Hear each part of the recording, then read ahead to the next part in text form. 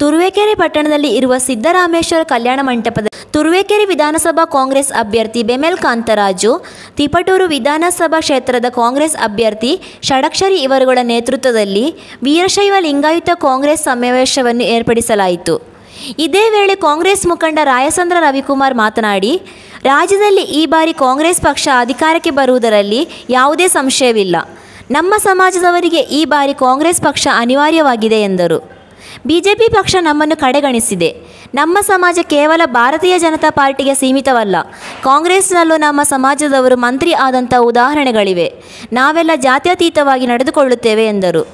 ಬೆಮೆಲ್ ಕಾಂತರಾಜು ಮಾತನಾಡಿ, ನಾನು JDS ಪಕ್ಷದ ಬಗ್ಗೆ ಏನೂ ಮಾತನಾಡುವುದಿಲ್ಲ.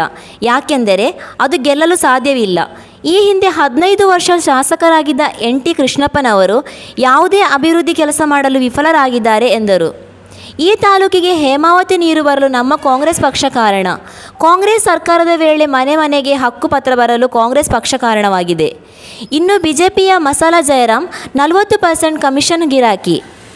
ವೈಜ್ಞಾನಿಕವಾಗಿ ಈ ತಾಲೂಕಿನಲ್ಲಿ ಅಭಿವೃದ್ಧಿ ಕೆಲಸವನ್ನು ಮಸಾಲಾ ಜಯರಾಮ್ ಮಾಡಿಲ್ಲ. ಬಿಜೆಪಿ ಸರ್ಕಾರ ಬಂಡವಾಳಶಾಹಿಗಳಿಗೆ ಲಾಭ ತರುವ ಪಕ್ಷ. ನಾನು ನಿಮ್ಮಲ್ಲಿ ಮನವಿ ಮಾಡುತ್ತೇನೆ, ನಾನು ಪ್ರಾಮಾಣಿಕನಾಗಿ ನಿಮ್ಮ ಸಮಾಜದ ಸೇವೆ ಮಾಡುತ್ತೇನೆ.